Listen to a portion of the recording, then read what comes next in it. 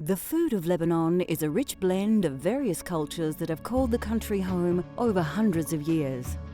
Influences from Turkey and France have added a variety of cooking styles and ingredients that have made Lebanese food one of the most popular cuisines of the Middle East. Join us as we explore the cultural flavors of Lebanon.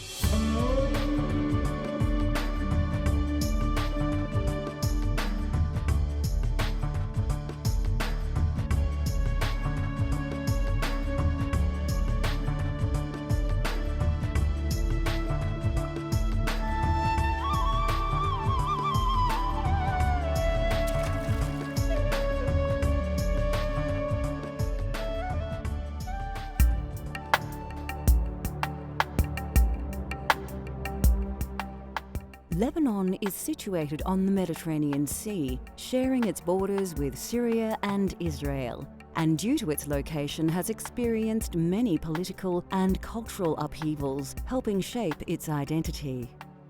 The normal staples of rice and grains are complemented by fresh herbs and spices rather than sauces, and meat, most notably poultry and lamb, is generally used in local dishes. Lebanese food is all about herbs. We focus on lots of green, parsley, mint, cucumber, radish, name it, all kinds of herbs. And we focus on lots of wheat and semolina and meat as well, and chicken. We are so fussy about olive oil, really with everything. And the olive oil, we drizzle it all around the dips. If you have baba ganoush or hummus, you always put olive oil. Lebanese food is actually, as the original, come from Lebanon. We didn't pick up our dishes from different countries like some countries. Similar to several other Middle Eastern countries, drinks are rarely served without food, and an array of small dishes of differing flavors are often presented to guests, known as meze. Of course, there are many regions of Lebanon, and each has its own style of local cuisine and common local ingredients, all of which help make up the cultural flavors of Lebanon.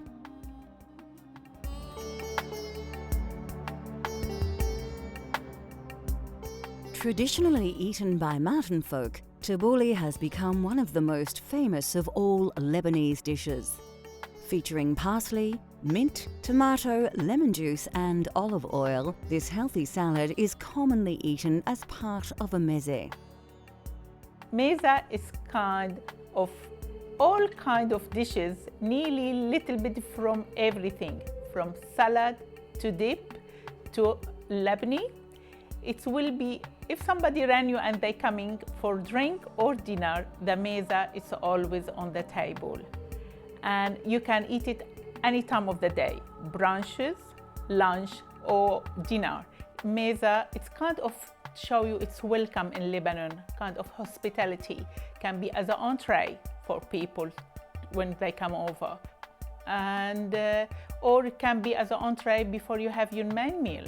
Some people, they do put the main meal and the meza all together on the table and they sit down and gather together.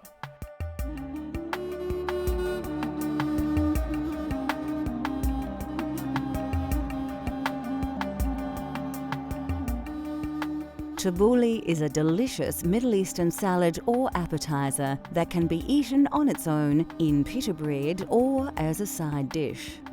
The main ingredient is fresh parsley, and you'll need about 3 generous bunches. Another core ingredient is bulgur, which is a cereal made from several different wheat species and can be found in most natural food stores. You'll need around half a cup of mint leaves. These will infuse your salad with their fresh, aromatic and sweet flavor.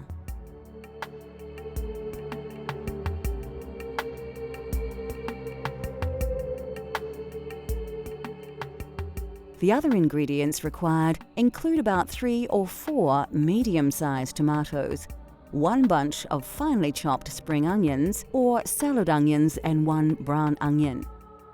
In order to bind the ingredients of this salad together, you'll need the juice from a lemon along with half a cup of extra virgin olive oil. Of course, ground black pepper and sea salt seasonings are added to taste. If you wish, you can use the leaves from an iceberg lettuce to serve.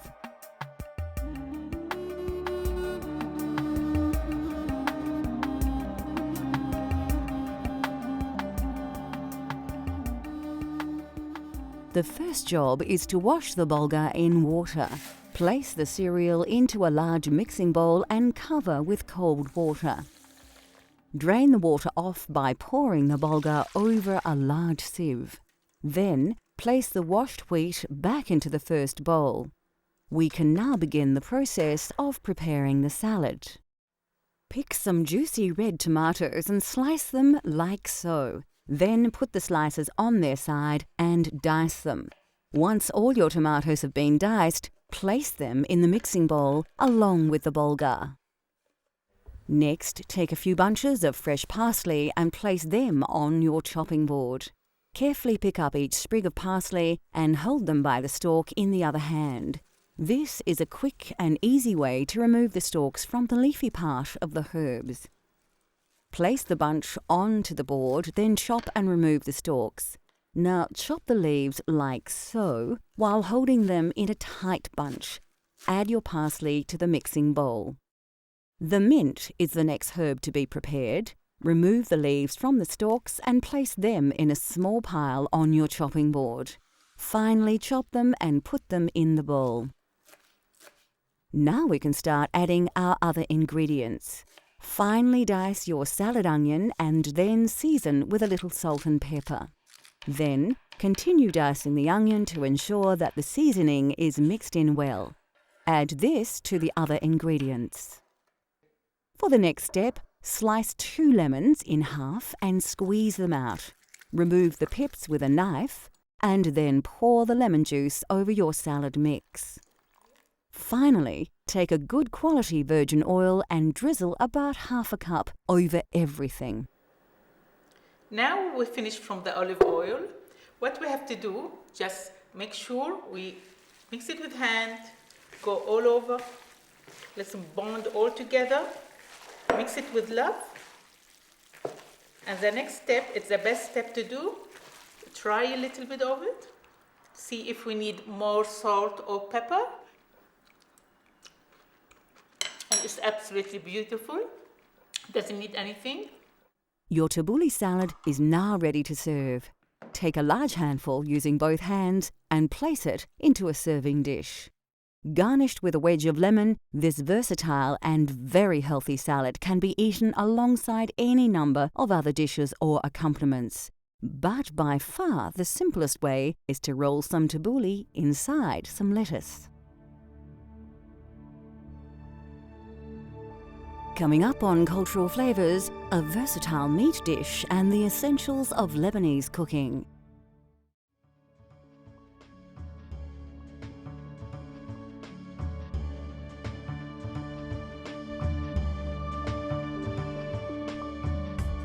Lebanon boasts a wonderful variety of foods and flavours thanks to the local climate and ample water supply delivered from the mountains.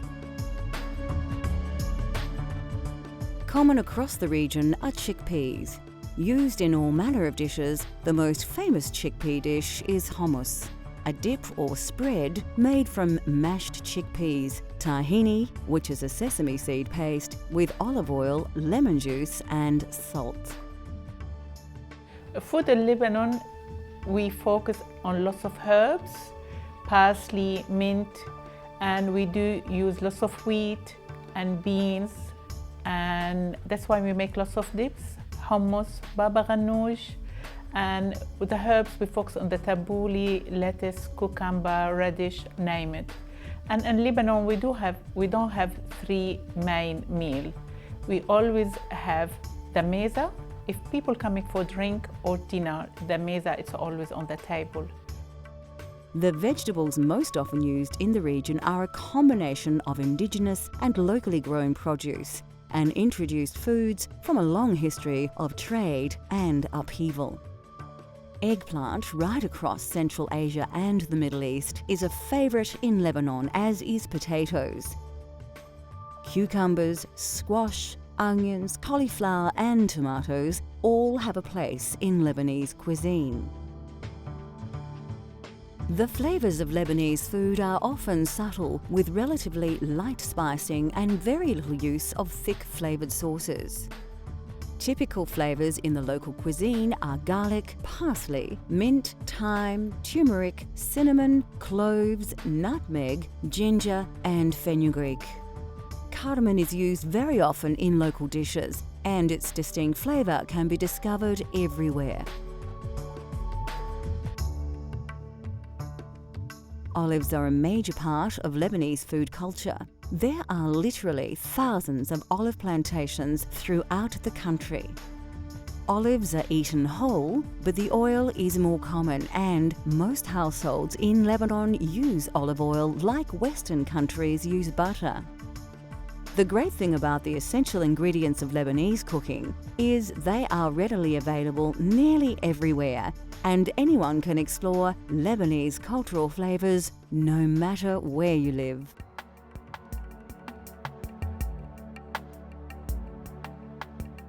The Levant is a geographical region that includes the modern states of Lebanon, Syria, Jordan and Iraq. And kibbeh is one of the most characteristic foods of Levantine cuisine. The secret of the good kibbeh, you will be using good meat.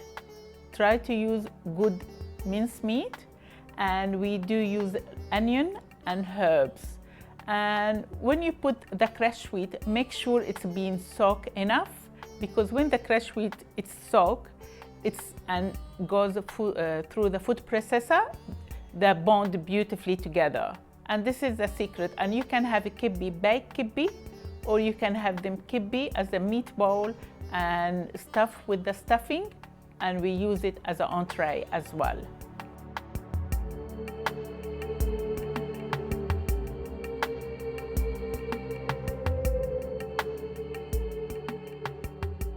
To prepare this nourishing dish at home, you'll need a variety of very common ingredients. The meal can be cooked using either beef or lamb. We're using ground minced beef. The other core ingredient is bulgur, or cracked wheat. You'll also need about 1/4 cup of pine nuts, or, if you prefer, walnuts are a good alternative.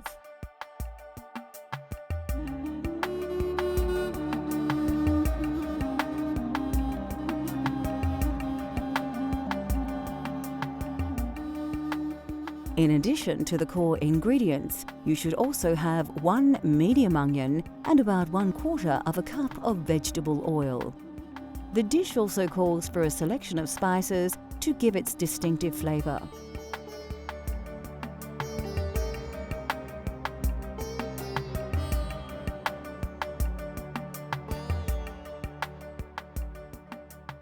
The first important thing to do is to allow the crushed wheat to soak. Pour around 2½ cups of dark fine bulgur into a mixing bowl and cover with water. Put to one side for about 15 minutes. Heat about 1/3 cup of vegetable oil in a saucepan to a moderate temperature. Meanwhile, remove the outer layers of a medium-sized onion and finely chop before adding straight to the hot oil. Regularly stir until the onion begins to pale in colour. Next, pour about 1/4 cup of pine nuts in with the onion and stir. Now we can add the meat. Simply toss the meat in with the other ingredients and mix well until the beef has begun to brown. Season well with salt and pepper. You will need about 1/2 teaspoon of each. Then stir well until all the meat has browned.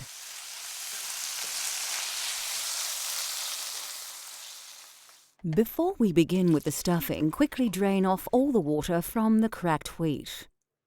Take a large brown onion, remove its skin, and then dice into large chunks. Place these into a food processor and blend well.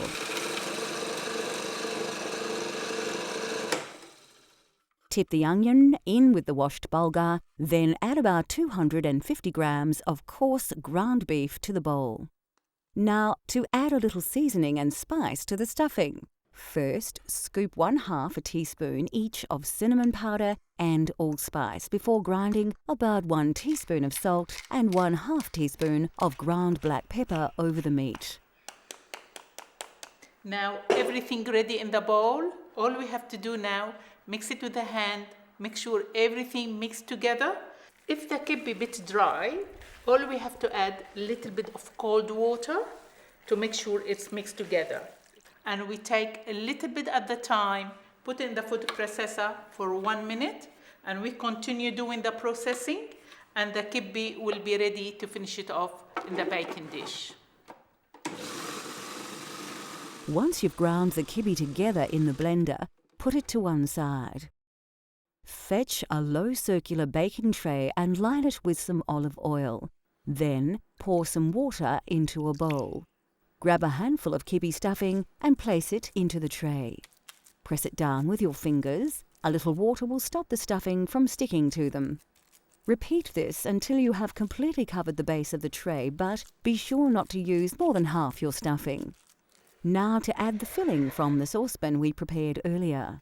Scoop the meat filling over the base layer of stuffing and ensure the layer covers the whole tray. Once this is done, you can place another layer of stuffing on top. Making little patties in your hand will help make this process much easier.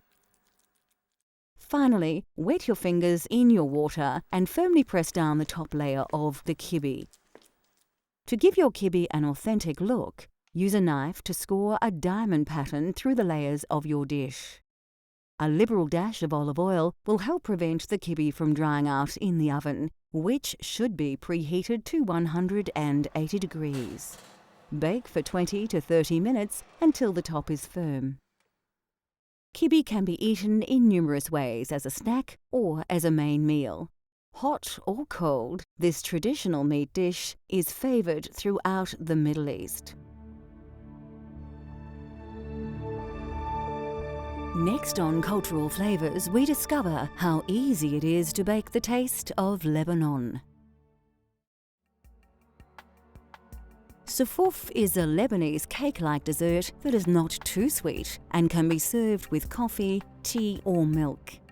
Those with large appetites will enjoy a serving of rice pudding on the side. When I grew up, all I can remember the coffee after the dinner or any time of the day. When they put the coffee, has to be some sweet come with the coffee. And sometimes they put baklava, or they can make semolina made with the turmeric. And we do use the turmeric because I believe turmeric it's very good for our health. We don't use it on our main dishes like different countries. We do use it for sweet, and thus we make the turmeric cake, and we call it soufouf. And it's very light cake. And most people, they like to offer it because it's easy to be made from home. You don't have to go to the shop. And that's all. When you go have coffee in Lebanon, it's always some dessert with it. Namoura, semolina cake with yogurt, or soufouf.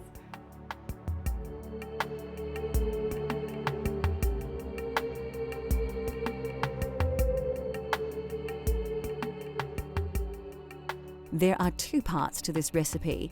The first set of ingredients you will need in order to prepare your cake. The main ingredients are 2 cups of self-raising flour, 2 cups of fine semolina, and 2 1/4 cups of sugar.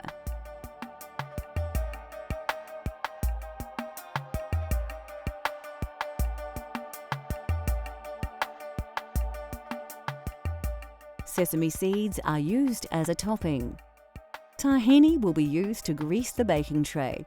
The last cake ingredients are milk and water.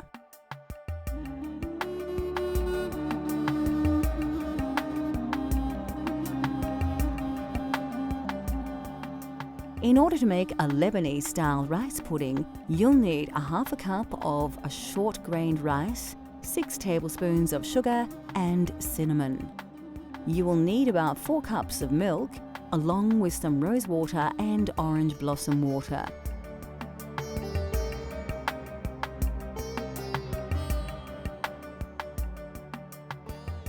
First, pour 2 cups of self-raising flour into a large mixing bowl.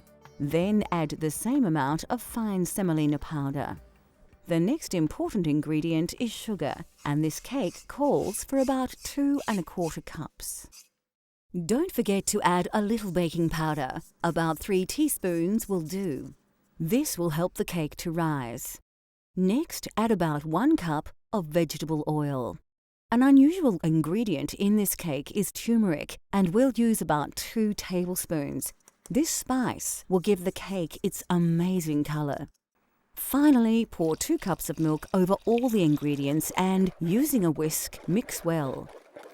Keep stirring until all your mixture reaches this consistency. Now we need to grease a large rectangular baking tray. To give this cake an authentic Lebanese flavor, we're using a few tablespoons of tahini. Ensure that the base of the tray is completely covered and then drain away any excess. Pour the contents of the mixing bowl into the tray. Grab some sesame seeds and then liberally sprinkle them over the top of the cake mixture. Pop the cake into a preheated oven at 175 degrees for 30 to 40 minutes. Now we can begin to prepare our rice pudding. Pour half a cup of short grain rice into a large saucepan. Cover with water and give the rice a quick wash before draining off. Put the saucepan back on high heat and add about 1 1/2 cups of water. Cover the saucepan and allow to cook for roughly 20 minutes. It's now time to add some milk. About 4 cups will do. Add about 6 tablespoons of sugar and give the pudding a stir while it dissolves. Once this is done, you can use a hand blender to give the rice pudding a rich and smooth consistency. Give it another quick stir and then reduce the heat. Finally, add a drop of rose water and a splash of orange blossom water to give your rice pudding a truly authentic fragrance and flavor. Serve this cake with freshly brewed Lebanese-style coffee. To finish your rice pudding, sprinkle with a dusting of cinnamon powder. This dessert will be loved by young and old and would be a fitting end to any Lebanese banquet.